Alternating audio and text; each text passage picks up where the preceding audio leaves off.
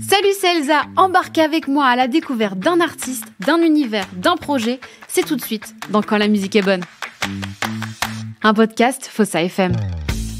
Aujourd'hui dans Quand la musique est bonne, je reçois Vio, comment ça va ? Ouais, ça va très bien, et toi ? Écoute, ça va, on va un petit peu le dire quand même, parce que pour la petite histoire, je t'ai découverte sur Instagram. Et je t'ai envoyé un mail et t'as répondu présente pour cette émission. Oui. Je suis ravie que tu sois là. Merci de m'avoir invitée, ça me fait vraiment plaisir de pouvoir participer à votre belle émission. Et moi, je suis une fan de radio, alors voilà. Ah, tu vois, il en faut, il en reste encore, ça me fait plaisir. Ouais. Alors, j'adore commencer cette émission par demander à chacun des invités quel est ton premier souvenir lié à la musique qui te vient à l'esprit tout de suite. Alors, moi, j'ai plusieurs souvenirs qui me viennent en tête. Mais le plus loin, je dirais que... Alors, en fait, j'ai découvert la comédie musicale assez tôt et mon père il y avait un tourne-disque et on dansait sur Cabaret avec ma petite sœur. Donc voilà, déjà toute petite, et c'est vrai que j'ai pas mal écouté la comédie musicale à ce moment-là. Et du coup, t'es bercée très vite par ton papa, par la musique? Ouais, complètement. Je chantais beaucoup, donc j'étais une enfant qui chantait beaucoup, et on a été élevés avec beaucoup de musique aussi. Mais c'est vrai que c'est rétrospectivement, je me suis dit, on avait un tourne-disque, c'était incroyable. Donc j'ai écouté de la musique sur un tourne-disque. Ouais, tu vois, comme quoi finalement, c'est pas si ringard que ça, étant donné l'engouement qu'il y a en ce moment pour le tourne-disque. Exactement. Et donc, toi, tu commences la guitare très vite. Ouais, exactement. J'ai commencé la guitare vers 6 ans, 6-7 ans, que j'ai eu à Noël. Et parce que voilà, je chantais tout le temps et que je pense que j'avais envie de faire un instrument. Je sais pas pourquoi, je voulais pas faire du piano parce que je crois que ça prenait trop de place, donc c'était la guitare. Et en fait, j'ai commencé à composer assez rapidement. C'est pour ça que c'est assez intense, la relation que j'ai avec la guitare. C'est que j'ai commencé vraiment à composer. Dès que je savais enchaîner 3 accords, j'ai fait ma première chanson. Et qu'est-ce qui t'a emmené vers cet instrument ? Alors oui, effectivement, le piano est très gros, mais il y a d'autres instruments qui sont plus petits que la guitare. Mais en fait, il fallait pouvoir chanter avec. Donc franchement, ça va assez vite parce que la harpe, c'est quand même particulier. Tout ce qui est instrument avant, il faut souffler dedans. Ça va très vite en fait. Donc à partir du moment où on veut chanter, la guitare, c'est assez évident. Je le dis pour celles et ceux qui ne le savent pas, tu es auteure, compositrice et évidemment interprète. Et voilà. Du coup, à quel âge, toi, tu commences à écrire tes premières chansons ou peut-être même tes premiers textes que tu n'as peut-être pas transformés en chansons directement ? En fait, j'ai vraiment commencé à écrire des chansons. Et je dirais, si j'ai appris la guitare à 6 ans, ma première chanson, je dirais que peut-être que j'ai commencé à apprendre la guitare vers 7 ans. Première chanson vers 7-8 ans, franchement, grand max. Et en fait, j'ai écrit la mélodie et le texte assez rapidement et j'ai commencé à en écrire plusieurs. Et enfin, c'était une vraie évidence. Je remets en question beaucoup de choses dans ma vie et je réfléchis sur plein de trucs. Mais la musique, s'il y a bien une chose qui est vraie, c'est que c'était une vraie évidence. Et comment est-ce qu'à 7 ans, on apprend la guitare ? T'as pris des cours ou t'as appris toute seule ? Ouais. Je prenais des cours avec ma meilleure amie qui, elle aussi, du coup, s'est mise à composer. Ouais. Et en fait, je pense qu'il y avait aussi une bonne influence parce que, du coup, toutes les deux, on composait des chansons, etc. Et en fait, j'ai rapidement fait un premier petit album, en fait, à 10 ans, où notre prof de guitare nous avait dit, écoutez, si vous voulez, je peux vous enregistrer vos chansons chez un de mes amis, mais il faut aller, ça coûtera 150 €, enfin rien de 200, je ne sais plus.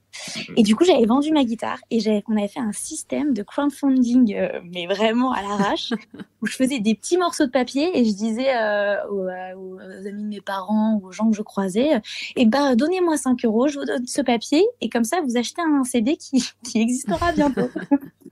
Donc voilà, donc j'ai commencé comme ça et j'ai enregistré ma première chanson assez tôt quand même. Je me suis confrontée au micro assez rapidement. C'est dingue. Et du coup, à 10 ans, qu'est-ce qu'on se dit quand on est devant un micro?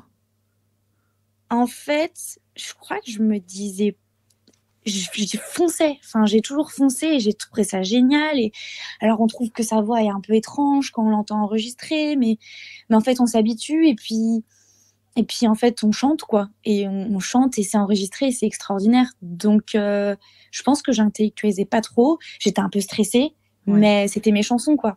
Donc, ça allait. La musique, pour toi, c'est quelque chose d'évident, c'est quelque chose qui t'habite clairement. Donc, finalement, t'as pas eu besoin d'un espèce de déclic pour te lancer parce que finalement, tes parents t'ont donné l'opportunité de te lancer toute jeune, quoi. Ouais, en fait, je sais même pas si c'est eux qui m'ont donné ils m'ont donné l'opportunité en me payant des cours de guitare, mais en fait, c'est vrai que c'est. Et puis même pour mes parents, ça fait depuis que j'ai 7 ans que je veux faire de la musique. Donc ouais, il y a une espèce d'évidence et de franchement, let's go, on y va, on suit ce qu'elle fait, si elle décide de faire ça. Mais je veux dire, ouais, c'est dingue. Enfin, c'était très joyeux, c'était très chouette aussi. Donc il y avait pas de problème aussi dans ça, quoi. Oui, et puis c'est aussi ça aussi, je pense, la beauté de le faire, en tout cas de commencer, comme tu le disais, des choses à 10 ans, parce que tu y vas, tu fonces, tu réfléchis pas. Ah ouais, pas du tout. Franchement, j'ai réécouté. J'ai fait une reprise de Kissas. Ouais. Non, mais là, on se pose pas de questions, c'est que j'ai un accent, mais c'est-à-dire que ce n'est pas de l'espagnol. J'ai fait en onomatopée Kissas, mais du coup, c'est très charmant. Mais il y avait aucune gêne, c'est-à-dire que je le retrouve, c'est extraordinaire. Donc oui. C'est génial comme souvenir. C'est en 2019 finalement que Violetta devient Vio. Alors, grâce à ta rencontre avec Jules Giaconelli, qui a travaillé avec Slimane, Florent Pagny, Barbara Pravi, pour ne citer que quelques-uns des noms. Comment s'est fait votre rencontre? En fait, moi, j'ai fait aussi de la musique de film en parallèle. Donc, j'avais commencé vraiment avant notre rencontre, j'avais fait quelques petites voix pour chanter dans des films. Ouais. Et sur un des projets, il avait été là. Et donc, on avait un petit peu collaboré, mais ça n'avait pas forcément très bien fonctionné. Et en fait, c'est des années plus tard où un jour, il m'a envoyé un message. Bah écoute, je vois que tu as ton projet, que tu fais de la musique. Est-ce que tu veux me montrer ce que tu fais? Et là, j'étais allée dans son studio et je lui avais présenté mes chansons. Et ça a été un petit peu un coup de cœur musical. Et là, on a commencé à collaborer ensemble. Donc, en fait, c'est la musique à l'image, mine de rien, qui m'a emmenée jusqu'à lui. Ton premier titre, qui est né la même année en 2019, s'appelle Matricule. Tu l'as coécrit avec Barbara Pravi. J'ai évidemment envie d'en savoir plus. Alors, ce titre, il est hyper important pour moi et je commence souvent mes concerts avec celui-là. Ouais. C'est vraiment... je l'adore, ce titre. J'y ai mis tellement de moi. Et en fait, j'ai eu énormément de chance, du coup, de le coécrire avec Barbara Pravi et Sandra Nicole aussi, qui est très très bien et qui a son projet aussi perso. Et donc avec deux femmes extraordinaires, c'était trop bien. C'était la première fois que j'écrivais. J'avais déjà coécrit et collaboré, mais avec comme ça 3 femmes. Enfin, on était 3 et ça a super bien fonctionné. Donc c'était vraiment une très très bonne expérience. Et en tout cas, c'est un titre qui, à la fois dans la mélodie, à la fois dans ce que je raconte, je le trouve assez intemporel. Et même quelques années plus tard, j'ai tout le temps autant de plaisir à le chanter, parce que le sujet me parle et ce côté... Enfin voilà, c'est un morceau que j'aime beaucoup. Oui, parce que c'est un sujet qui est encore d'actualité aujourd'hui. Hein. Qui sera, je pense, aujourd'hui... Voilà, ça va pas s'arrêter, malheureusement. Mais c'est intéressant parce que c'est à la fois sur la déconnexion et la déconnexion avec l'extérieur, mais aussi, mine de rien, avec soi-même. Et c'est ça que je trouvais aussi intéressant, c'est qu'il y avait cette notion, c'est qu'on dit toujours...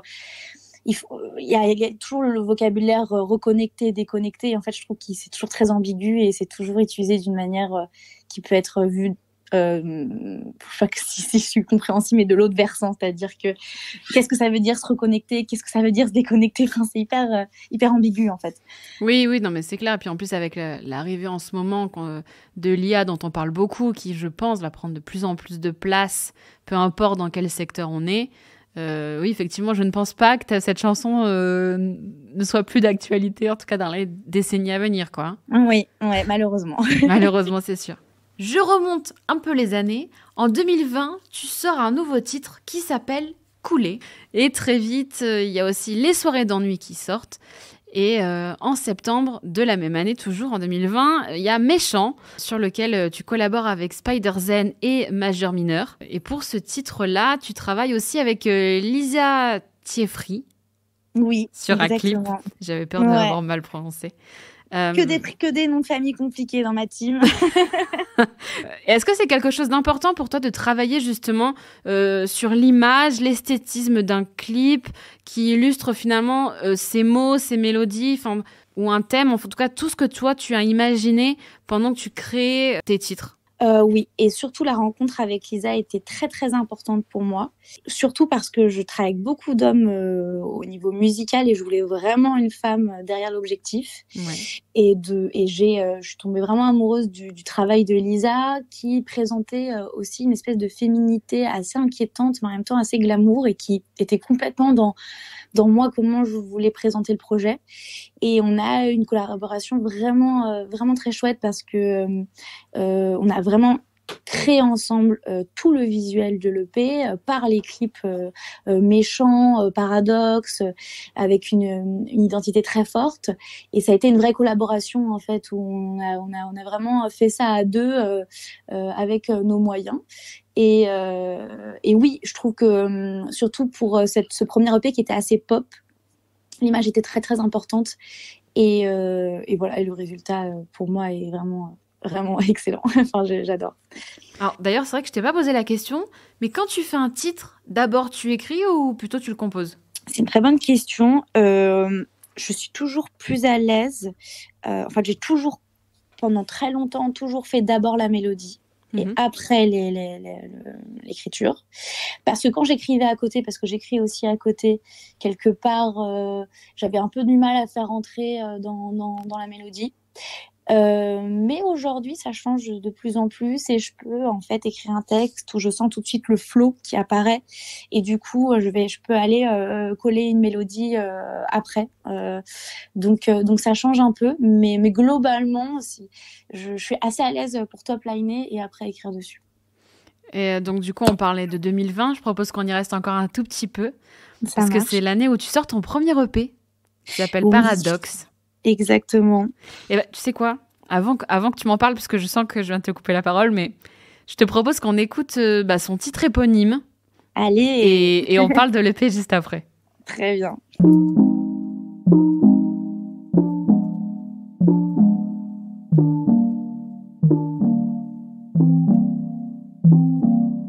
C'est compliqué quand c'est facile. Je veux les contraires, je veux tout. Un mec rebelle mais docile, je m'échappe quand il devient doux. Je fuis les gens, j'aime pas la foule. En solo avec mon ego, mais au fond avec lui je coule. Cherche quelqu'un pour me sortir de l'eau. Mais allons-y, en chantant, droit dans le mur pour aller de l'avant. Paradoxe, paradoxe. On sait qu'on sait pas donc on sait tout. Paradoxe, paradoxe. On sait qu'on sait rien et on s'en fout. Tu prêches un mode de vie clean, à base de jus et de panier bio. Mais le week-end c'est cocaïne, formule gueule de bois et McDo. Tu te bats pour la démocratie, mais t'élèves tes gosses comme des rois. Tu fais des doigts quand tu conduis, t'as Gandhi tatoué sur le bras. Mais allons-y, en chantant, droit dans le mur pour aller de l'avant. Paradoxe, paradoxe. On sait qu'on sait pas donc on sait tout. Paradoxe, paradoxe. On sait qu'on sait rien et on s'en fout.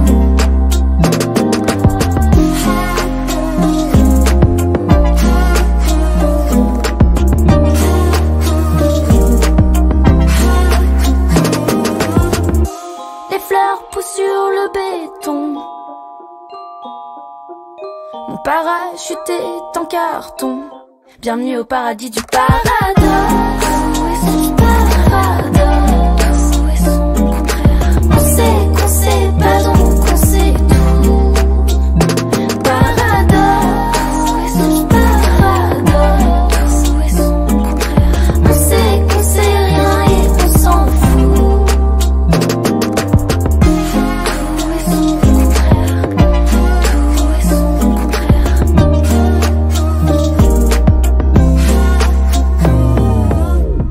Vous êtes toujours dans Quand la musique est bonne et aujourd'hui à mes côtés, j'ai Vio qui est avec moi. Vous avez écouté Paradoxe. Paradoxe, ton premier EP, ça inclut tes premiers titres qu'on a évoqués tout à l'heure et il y a en plus le titre Blackout. Ah, je suis contente que tu en parles. Ah, Ça me fait trop plaisir. J'attends la question. C'est super. je veux bien que tu m'en parles du titre, vas-y. Ah, ça me fait plaisir parce que c'est mon morceau préféré. Et bon, on l'a pas clippé, on l'a peut-être moins mis en avant, donc du coup c'est vrai que c'est un morceau qui a été le vilain petit canard de l'EP qui a moins été mis en avant par la force des choses. C'est un morceau qui pour moi comment dire, j'ai le mot qui vient en anglais alors que je suis pas du tout anglaise, ça va pas du tout, mais c'est vraiment pour moi l'aboutissement de pas mal de réflexions. Donc en fait c'est un morceau que j'ai écrit sur les secrets de famille, les non-dits, et comment grandir avec le secret. Et voilà, et c'est un morceau très très important pour moi qui vraiment exprime la construction de soi-même dans tout ça, et surtout un sentiment un peu de désespoir et de désillusion qui est doux amer, qui est pas non plus extrêmement triste, mais qui est, je dis, croire en quoi quelque part aujourd'hui, même je peux le rattacher aujourd'hui à la société en général, mais c'est difficile de croire en quelque chose. Oui. Donc c'était un peu l'histoire personnelle qui faisait résonance avec la plus grande histoire, et voilà, c'est un morceau qui est très important pour moi. Je lui disais que c'était moins mis en avant parce que c'est celui que tu as écrit après, j'imagine, ceux qui ont été mis en avant, ou c'est juste parce que tu as décidé avec les gens qui t'entouraient de mettre plus les autres titres en avant en premier avant la sortie de cette EP? C'est pas une question d'écriture et de timing d'écriture, c'est vraiment on a clippé des morceaux et on a mis en avant certains morceaux, et du coup forcément c'est plus un morceau d'album qui va se découvrir autrement, plus en écoutant l'album en entier, mais donc du coup forcément il est moins mis en lumière, mais parce qu'on peut pas travailler tous les morceaux d'un EP de la même manière, quoi. On n'a pas parlé en profondeur des autres titres, mais j'ai vu qu'ils étaient sortis indépendamment avant l'EP, et je me suis dit tiens, c'est drôle, c'est le seul qui est sorti dans l'EP. Ouais, exactement. Tu vois, finalement, moi, c'est celui, en tout cas, qui a été mis en avant de facto quand j'ai préparé l'interview. Allez écouter Blackout et dites-moi ce que vous en pensez, franchement. On n'a pas encore parlé de l'EP qui est sorti il y a quelques mois, mais tous les titres dont on parle sont disponibles en streaming. Donc, effectivement, il ne faut pas hésiter à aller te suivre et tout écouter. Exactement. De toute façon. Et du coup, justement, quel regard tu portes sur ce premier EP ? Alors, c'est un premier EP qui est très particulier parce qu'il est sorti entre les deux confinements. Non, il est sorti pendant le confinement. Enfin, c'était... Donc, c'est vraiment c'est un peu l'Arche de Noé qui est sorti entre deux eaux, un moment où finalement ça a fait du bien de sortir un EP. C'est mon premier EP qui en fait, je pense...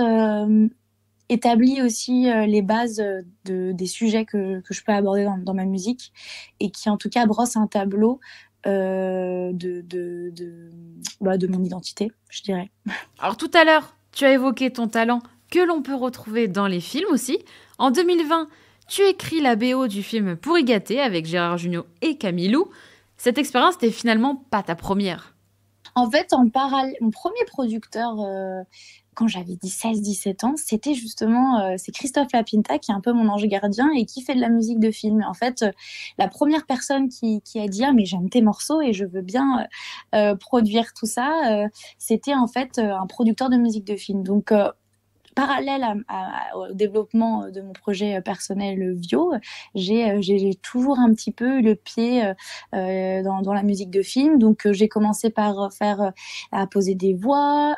Après j'ai fait le générique des Bracelets Rouges, d'ailleurs, que j'ai composé, écrit et chanté, qui est la saison 4 vient juste de passer sur TF1, où j'ai quelques morceaux aussi dedans.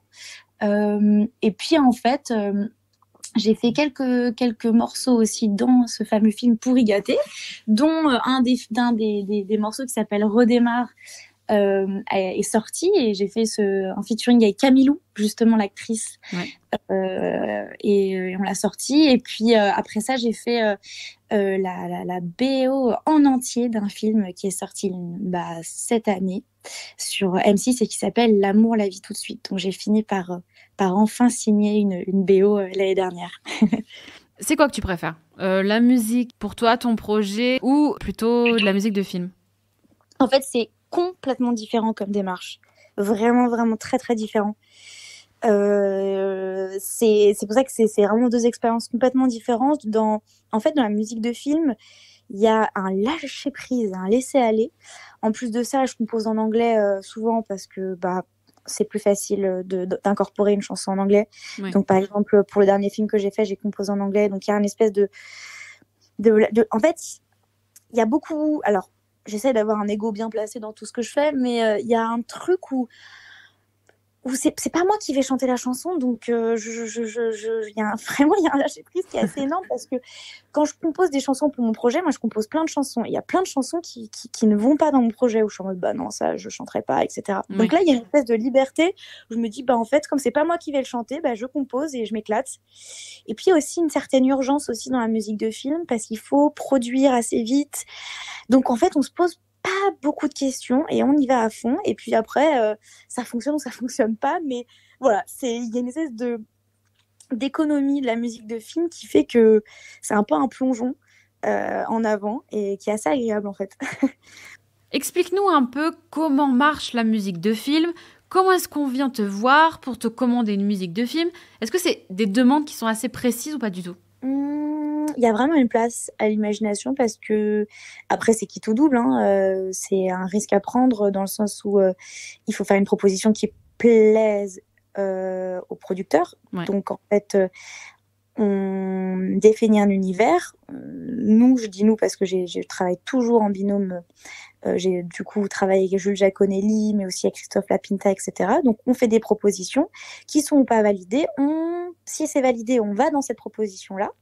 Donc il y a cette espèce de liberté d'aller dans notre proposition et mais en même temps il y a vraiment le risque que ça passe ou pas. Et là par contre, si ça passe pas, j'ai pas encore eu cette dynamique là, mais là pour le coup c'est des ping-pong entre la production, le réalisateur et le musicien, qui est un peu plus difficile, et là il faut répondre vraiment à des besoins de manière beaucoup beaucoup plus ciblée, quoi. Pour rester un tout petit peu encore dans le film, quand tu crées une chanson pour le film, est-ce que tu vois la séquence sur laquelle elle va être mise dessus ou pas du tout? Ça dépend des morceaux, mais oui, il y a complètement une scène d'ailleurs, une chanson que j'ai écrite, où c'est le baiser entre les deux protagonistes, et c'est vraiment, c'est génial, quoi. C'est l'émotion intense, ils s'embrassent pour la première fois, et c'est vrai que cette chanson, j'avais en tout cas l'image de la scène quand je l'ai composée, et c'était vraiment très chouette. Oui, parce qu'en fait, finalement, on sait à quel point la musique est importante dans les films, encore plus, même si c'est notre inconscient qui réagit à ça. Mais du coup, finalement, une scène comme ça, tu sais que la musique, ce que tu vas réfléchir ou quoi, aura encore plus d'incidence sur ce qu'on va voir. Ah ouais, en plus c'est une scène qui est très musicale, donc je porte complètement cette scène par la chanson. Donc j'ai eu la chance, j'ai fait un film qui était très musical, donc il y avait beaucoup de séquences où il n'y avait pas de dialogue, et donc du coup c'était la place à la musique, et en même temps il ne faut pas prendre trop de place, donc il y a cette espèce de juste milieu à avoir. Mais ouais, c'est vraiment une bonne expérience. Merci en tout cas pour tes explications. C'est vrai que finalement, le monde de la musique, en tout cas pour les films, on connaît assez mal. Je te propose de continuer et de parler de ton projet. L'an dernier, tu te replonges dans l'écriture et la composition, alors toujours aux côtés de Spider Z, Jones Blank et Major Minor, ce qui va donner ton nouvel EP qui s'appelle Inquiète. Je permets, et j'ai aussi beaucoup écrit avec Jim Bauer. Donc voilà, comme ça, il y a tout le monde qui est cité, et c'est important.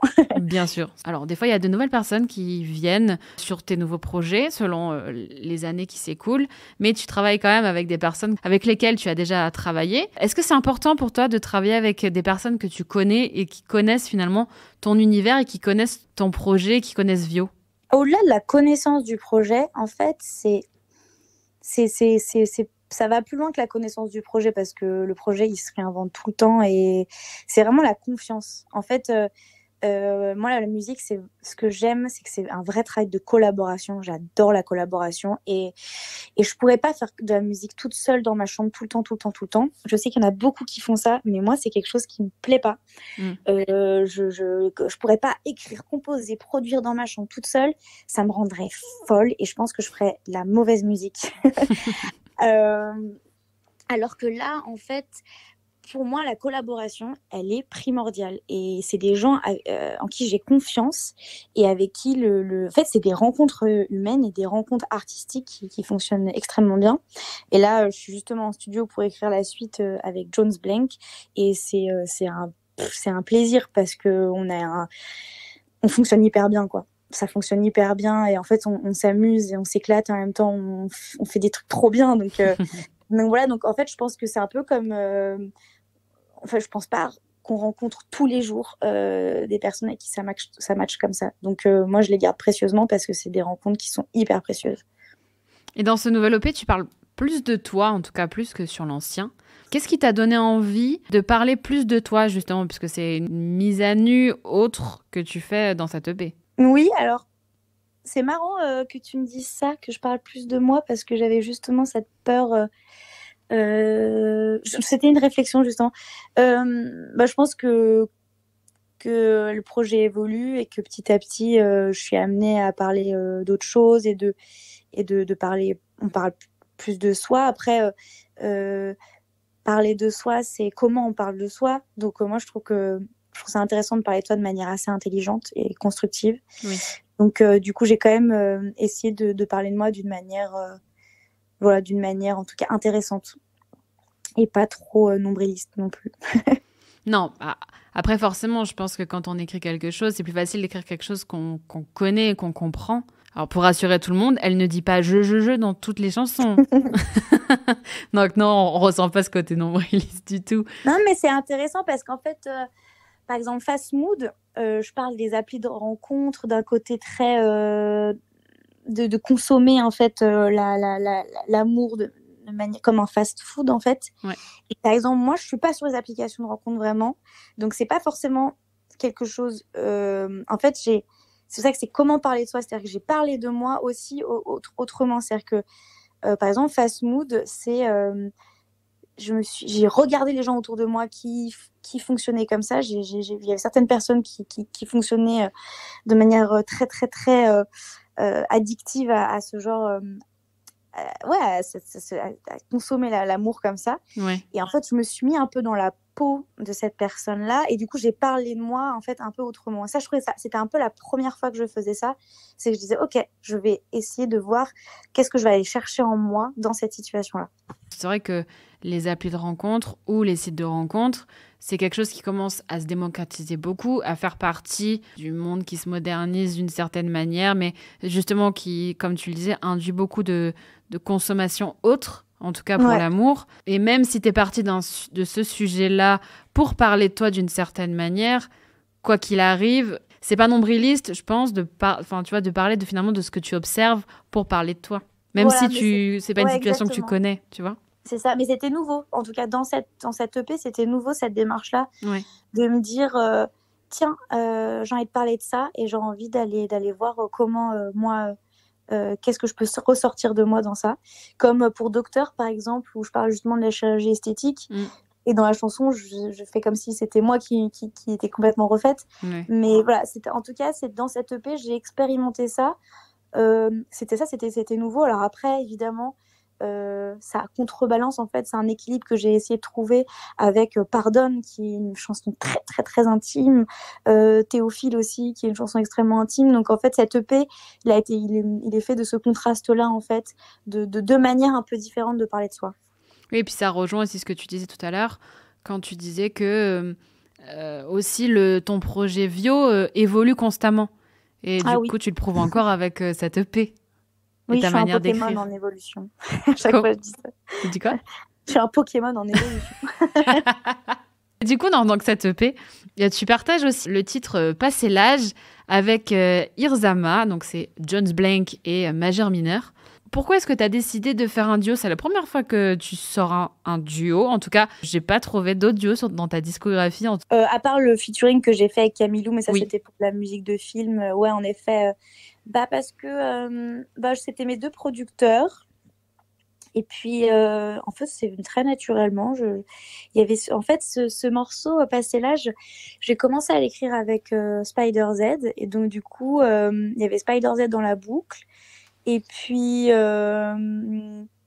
j'ai fini de l'écrire, en fait, avec Jones Blank. Et en fait, c'est lui le chanteur du groupe. Et du coup, je lui ai dit, est-ce que tu veux chanter dessus? Et il m'a dit oui. Donc, en fait, voilà, ça s'est fait aussi très naturellement. Puis il y avait vraiment leurs pattes à eux sur ce morceau, donc voilà, c'était une évidence. Je pense que il y a des choses, alors il y a des choses qui sont plus réfléchies, évidemment, hein, parce que il faut voir loin, mais je pense que en tout cas dans l'artistique, je pense que les choses doivent se faire naturellement et doivent se faire avec plaisir et avec naturel. Et donc c'est pour ça que c'est vrai que quand je reviens un peu sur toutes ces collaborations, il y a cette sensation qui ressort, qui est en fait ça s'est fait de manière naturelle, parce que il faut qu'il y ait une confiance, il faut que ça soit fluide, quoi. Ton EP est composé de 7 titres, parce qu'il y a un petit bonus. C'est une reprise de la ballade de Jim que tu as fait à la guitare. Pourquoi le choix d'une reprise dans cette EP? En fait, cette reprise de la ballade de Jim, elle m'a...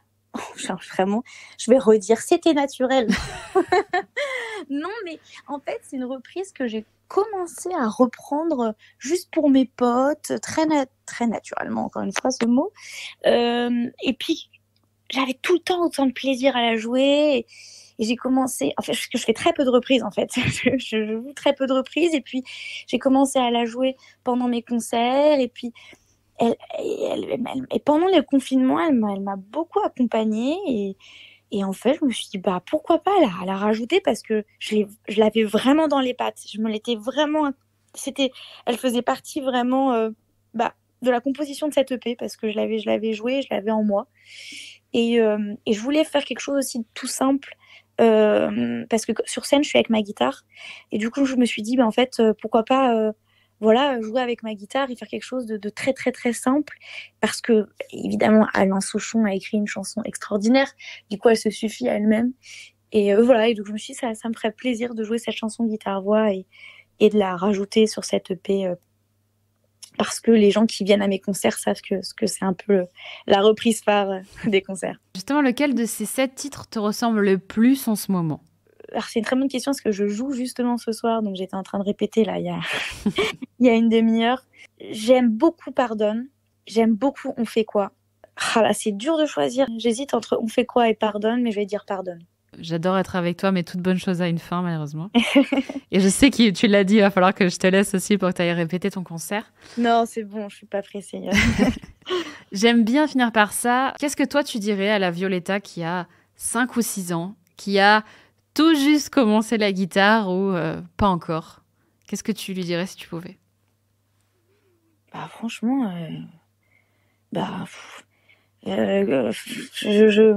lui dirais go, hein, comme j'ai fait. Je lui dirais t'as toutes ces idées, toutes ces envies, tu les mets tu bouges tes fesses pour les faire, donc continue à fond et fais-les. Non, alors je dirais aussi à cette petite fille de faire attention et de bien se blinder avant de rentrer dans ce milieu, et de faire le choix des bonnes personnes. Et moi, j'ai été entourée d'adultes assez tôt. Et donc, voilà. Mais j'ai aucun regret. J'ai toujours bien fait les choses. Mais en tout cas, voilà. De bien se blinder. Eh ben, merci, Vio, de nous avoir partagé ton univers. Merci à vous. De nous avoir parlé de ton EP Inquiète qui est sur toutes les plateformes. N'hésitez pas à aller l'écouter. Moi, j'avoue que j'ai très vite mis dans ma playlist certains de tes titres.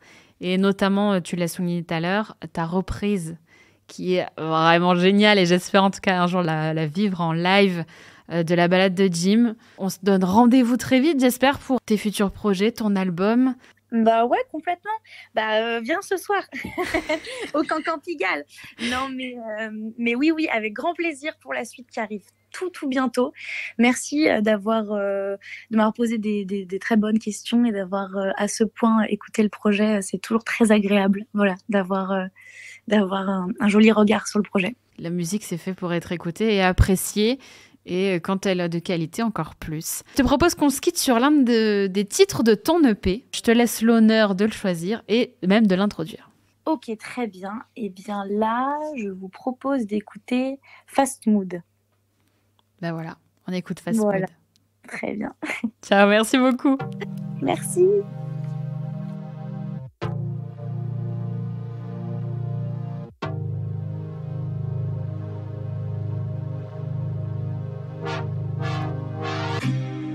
Pas la peine de fermer les yeux. Si tu vois rien, je verrai pour deux. Tes petites vannes, tes muscles saillants, c'était pour moi, ça ne l'est plus maintenant. À l'inconnu, tu dévoilais tout. À peine nu, tu me cachais tout. Encore hier, j'étais ton cheese. À les cours, forest, trop de fat, mauvais pour le beat. Je t'ai vu venir, ne t'inquiète pas. Je savais que t'étais pas l'âme seule. Tu sais, je suis pas conne à ce point-là. T'es pas mon âme, juste un kinder. Je suis dans un fast mood. J'ai cuit à feu doux. Habitué, et puis rien, j'ai plus de corps de mon cœur comme deux tranches de pain. Là, je m'attache à rien. Je suis dans un fast mood. Je suis à penser tout. Sur mon cœur, mes deux mains, mais je ne sens plus rien. Plus de goût, juste faim. Là, je m'attache à rien. Les yeux bandés, mon cœur est voilé. Ça fait trop mal d'aimer sans compter. Ma vie perso est délorisée. Trop romantique, trop terrorisée. T'es du poulet, je suis rose et fanée. J'ai plus l'audace de me rapprocher. Bien trop loquace pour tout raccrocher. Je me fais livrer, amour réchauffé. Je t'ai vu venir, ne t'inquiète pas. Attrape-les toutes, je suis ta ponita. Tu sais, je suis pas conne à ce point-là.